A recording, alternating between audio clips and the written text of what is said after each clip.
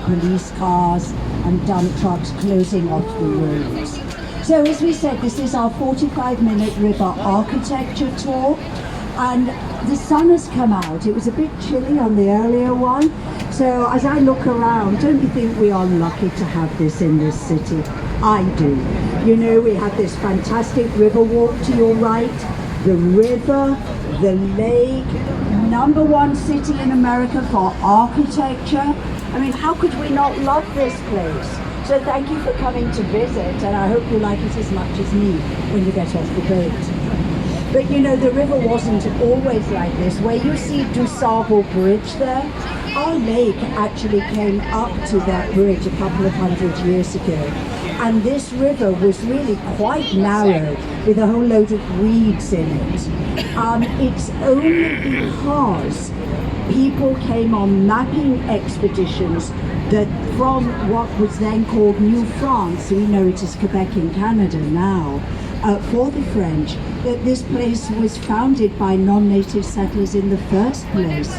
But we're at the perfect position at the southwest corner of the Great Lakes, and also with this river to have expanded west.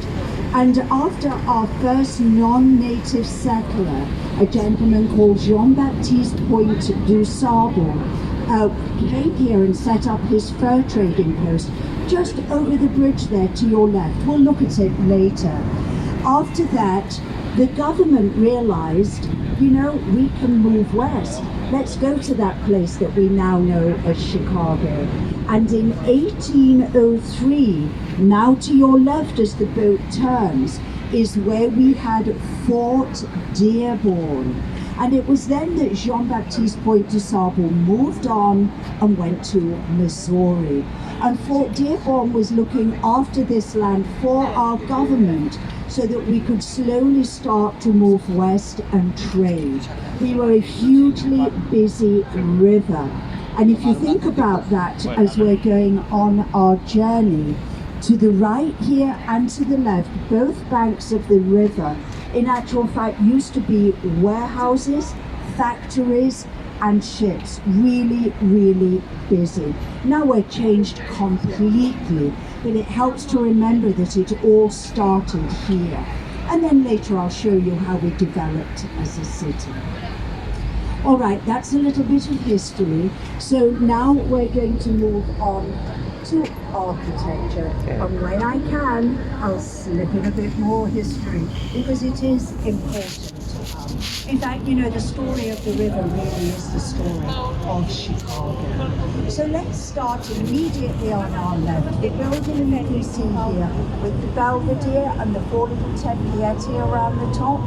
This is the Jewelers Building from 1928. The style is Beaux-Art.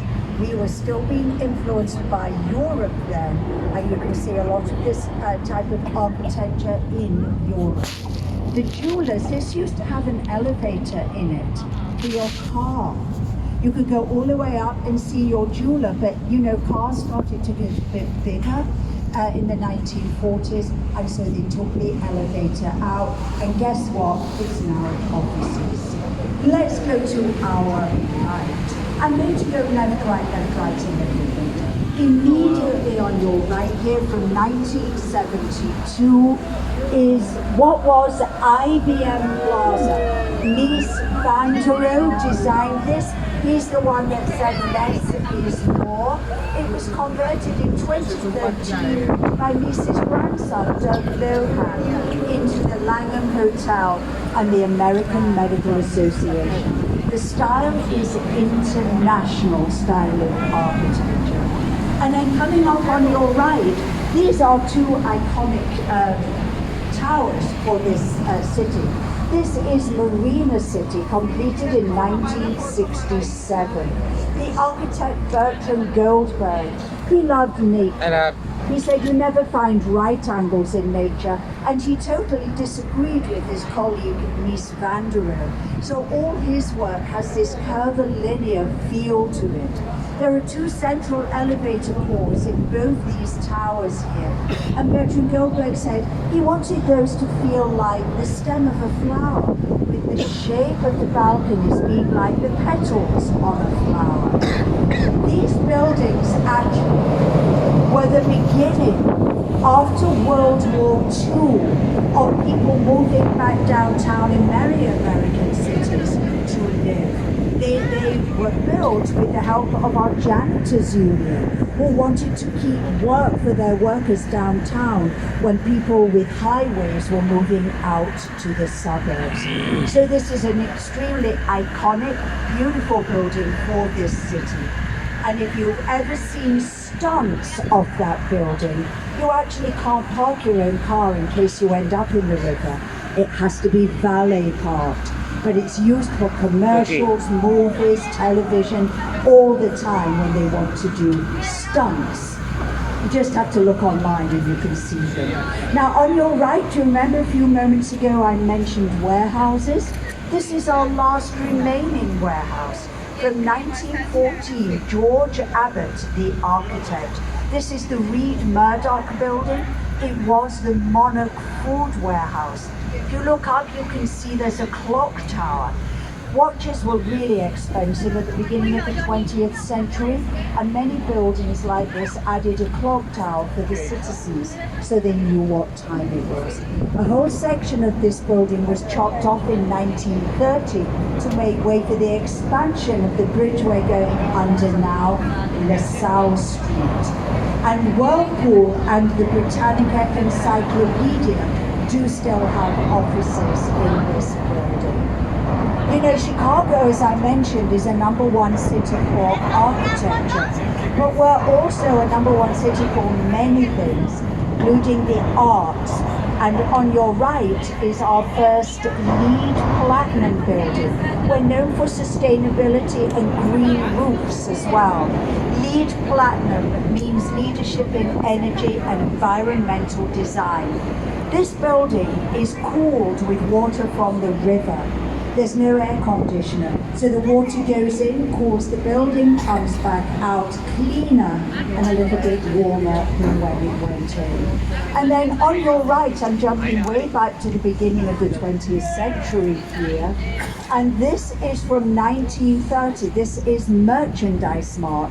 Architects Graham Anderson, Probst and White.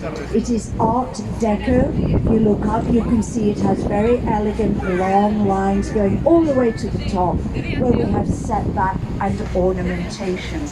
3.7 million square feet, 2 city blocks. So big it had its own zip code once. And this was once the largest building in the world. Now it's the second largest in America after the Pentagon. It was built for Marshall Field. He wanted to consolidate lots of warehouses into one and make like a big showroom area. And it's built with air rights from the railroad because it was once a railway station.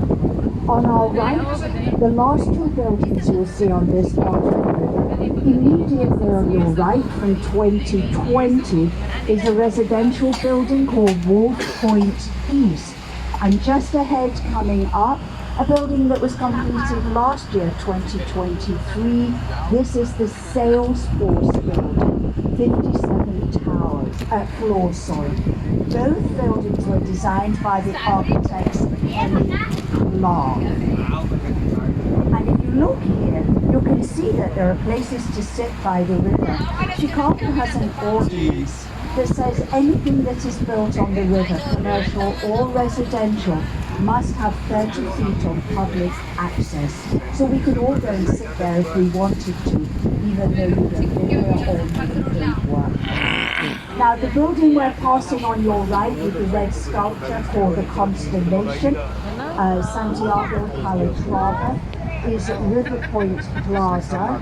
It is built over the railroads and also the subway section of our blue line that comes in from O'Hare. Everything on your right now is built over the railroads.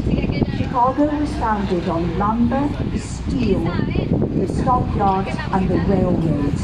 The railroads is the only thing we still have, and we're a huge railroad city, particularly Amtrak.